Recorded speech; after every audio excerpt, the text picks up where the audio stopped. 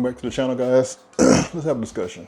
Let's talk about this bag and what's in it. Now, before I jump into the bag, I'm going to do a more in-depth video about the actual video capabilities of the bag, the performance, some behind the scenes of me shooting with it, show you guys some example footage and things like that. But for right now, what I want to do is talk about what's in this bag and how it's made filming and content creation much easier for me. Some of you know that I've started this YouTube journey once or twice before, and it always kind of ended up the same way, no avail. Always kind of ended up kind of falling by the wayside because it took a lot. It takes a lot to make a YouTube video. Setting up this tripod, camera, microphone, you know, and then putting it all away when you need to, or if you don't have the space to leave it up. And it can be a drain, especially when you want to get different shots, different angles and things like that. That's why what's in this bag is so important. I did a teaser video about it a few weeks ago. And so today we're just gonna show you what's in the bag. The DJI Pocket 3.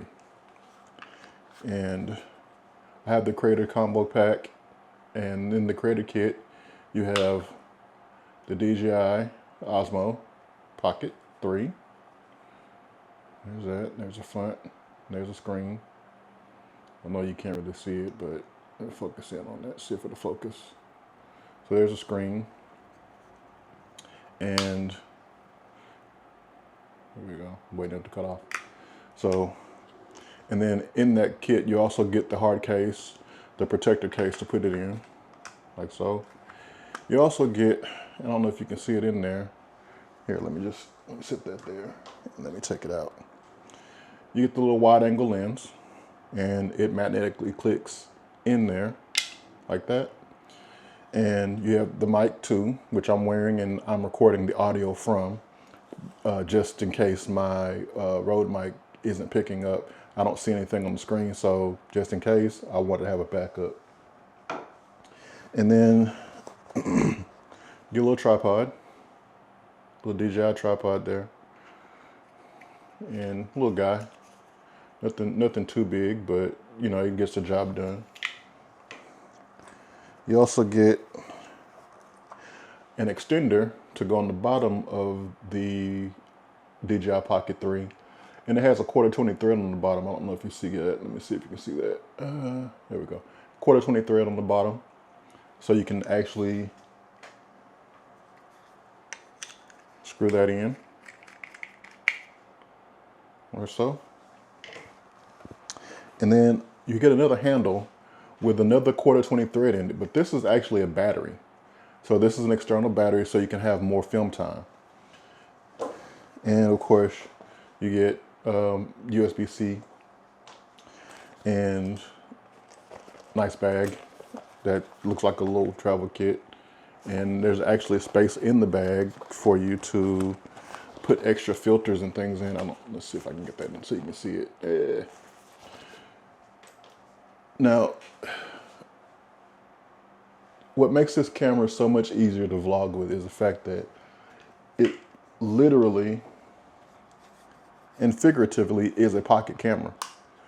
It goes in your pocket, you put the hard case on, and it slides right in your pocket, no matter what pocket you're wearing. Like this shirt pocket perfectly fits fine. Nerds!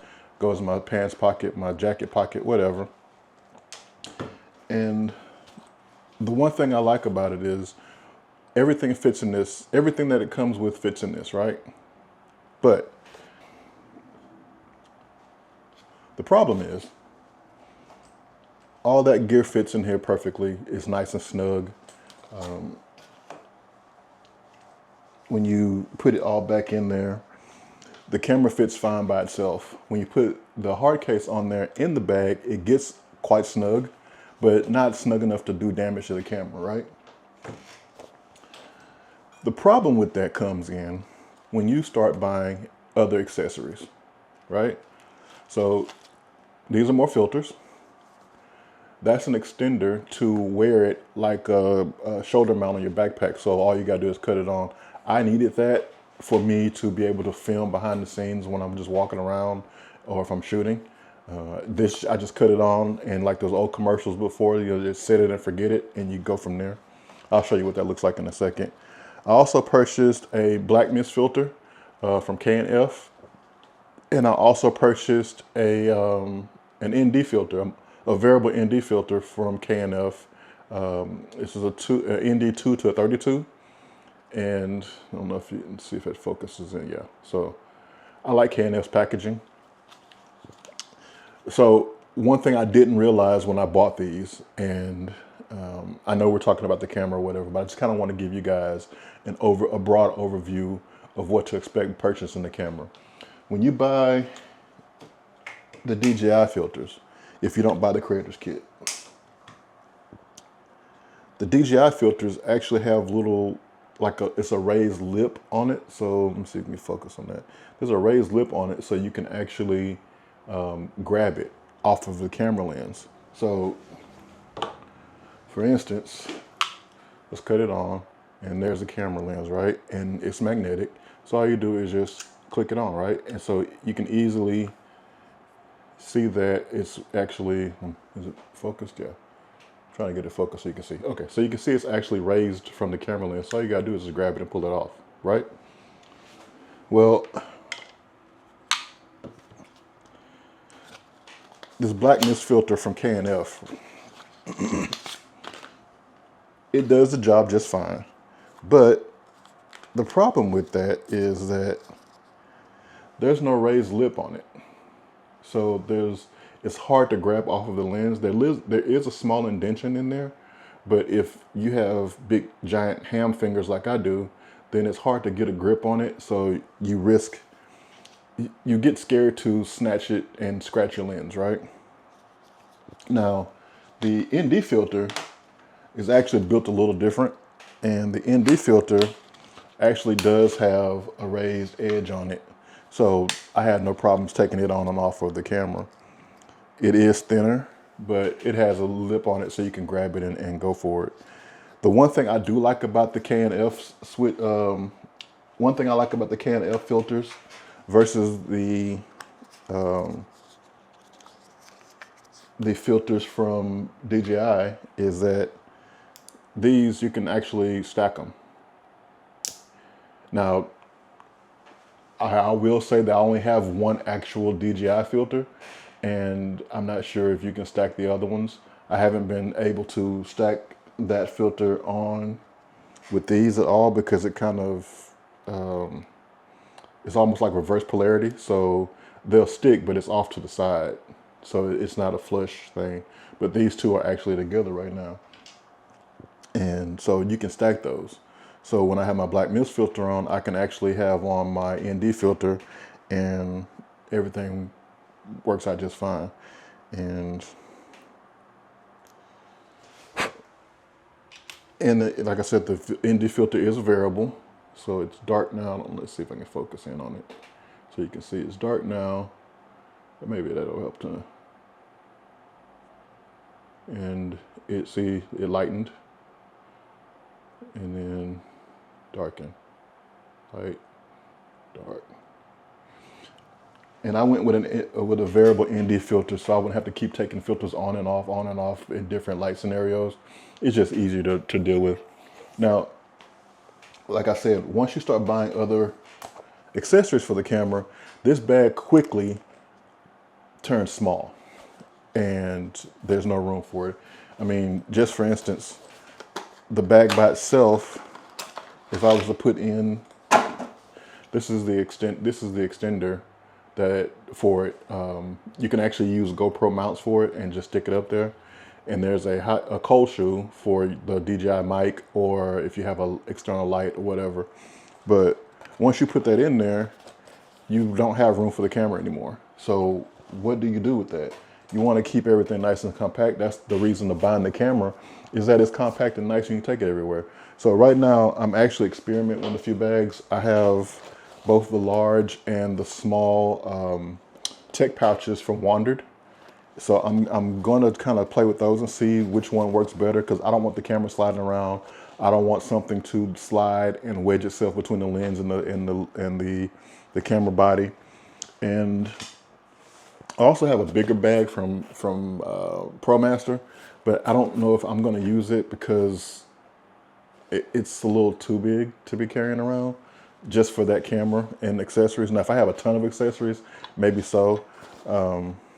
I'm also thinking about, I want to be able to do something where I can carry it and make it like a shoulder bag.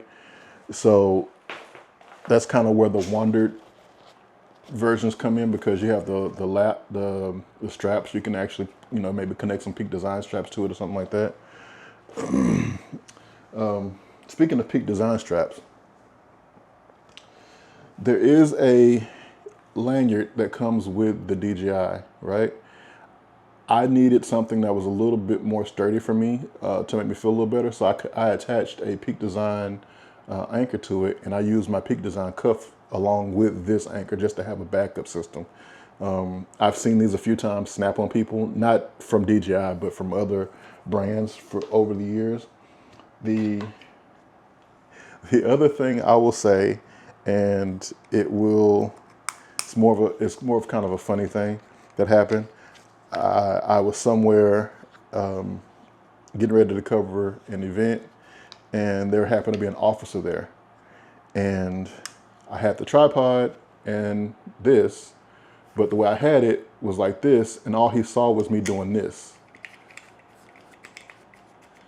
So if you know anything about guns, if you've seen a movie, it looked like I had a silencer and was putting it on something. So after a double take, and I realized he was looking at me, I showed him it was a camera. Everything was cool. So just be careful where you're screwing that tripod on at. You don't want any issues. The other thing I want to tell you is, let me get the bigger one so you can see. With the batteries, they actually clip on with I don't know if you can see that. I don't know if you can see that.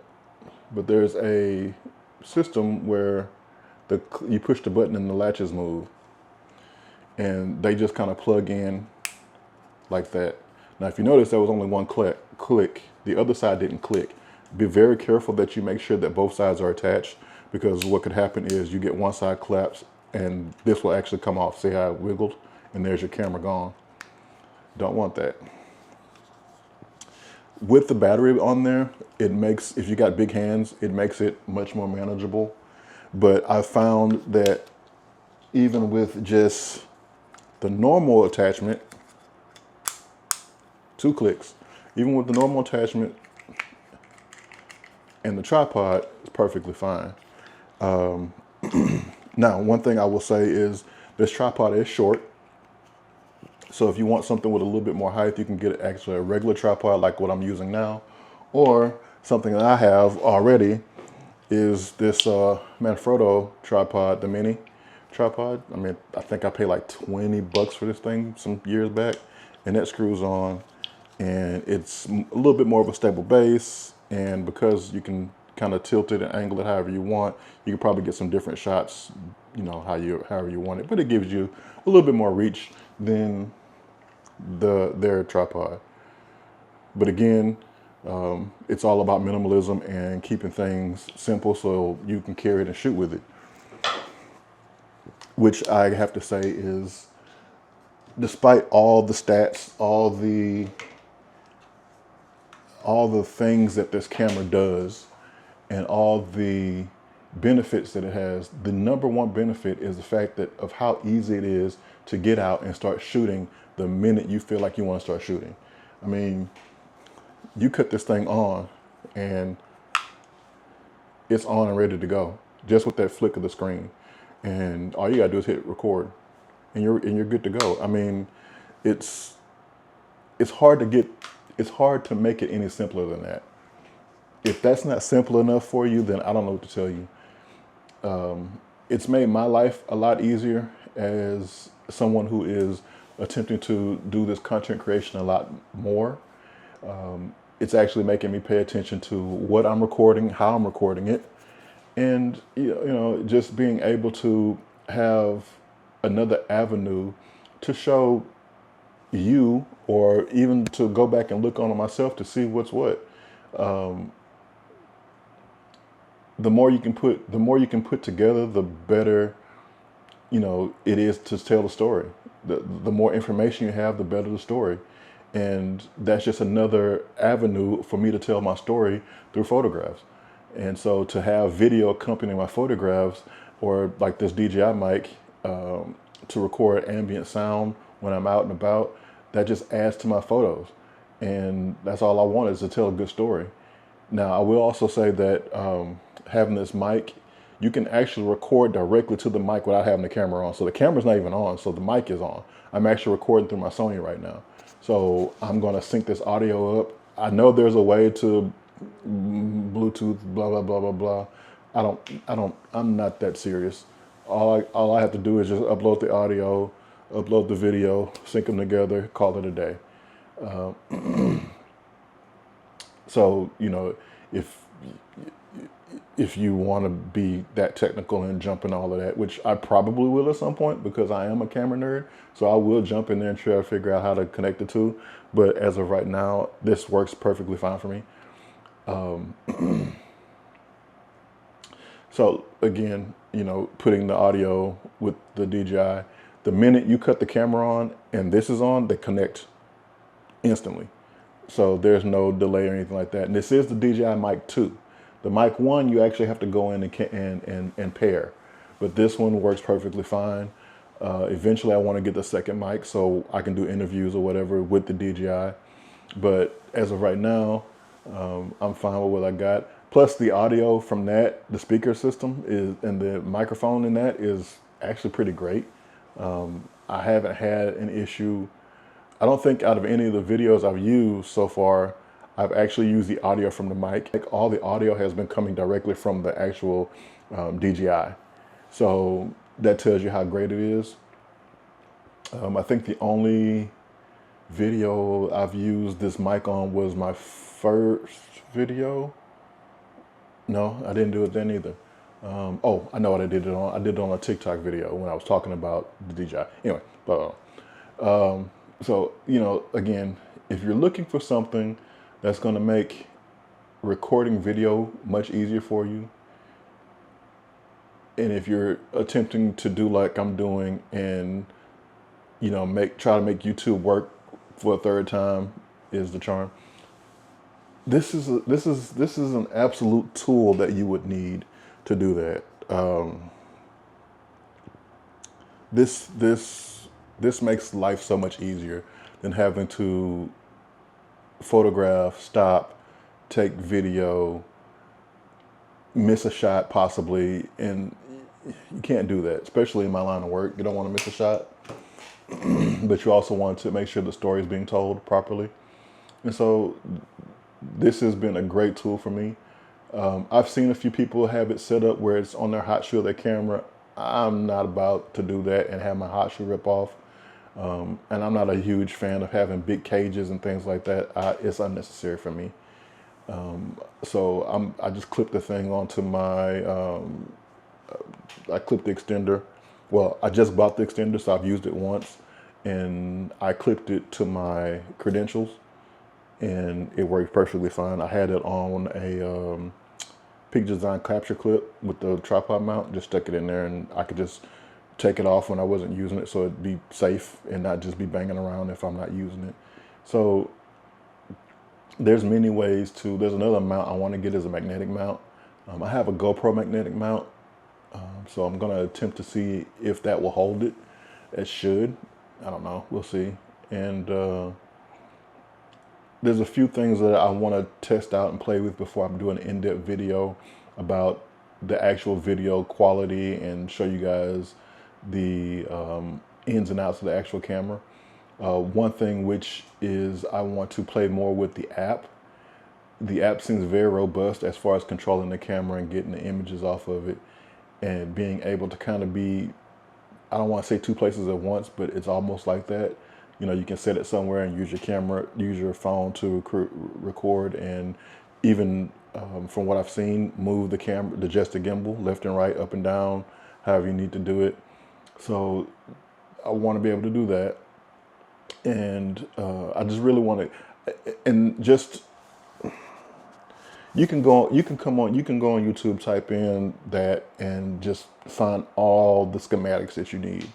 I don't want to go into the specs too much. The video I want to do, I want to talk about, the video I'm doing is going to be more practical, more day in the life use of this camera.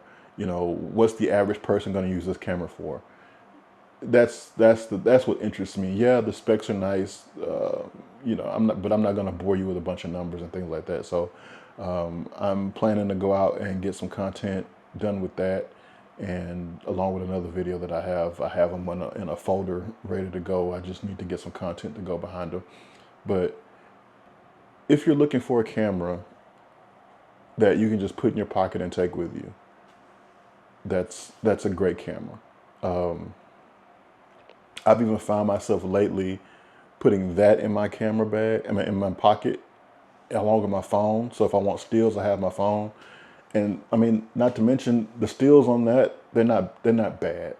They're not, I wouldn't say you're going to be a photographer with that. I wouldn't say that, you know, capture important moments with it, but I will say capture the moment with it. You know, whatever moment you're in, and if you have it with you, the photos are not do good enough.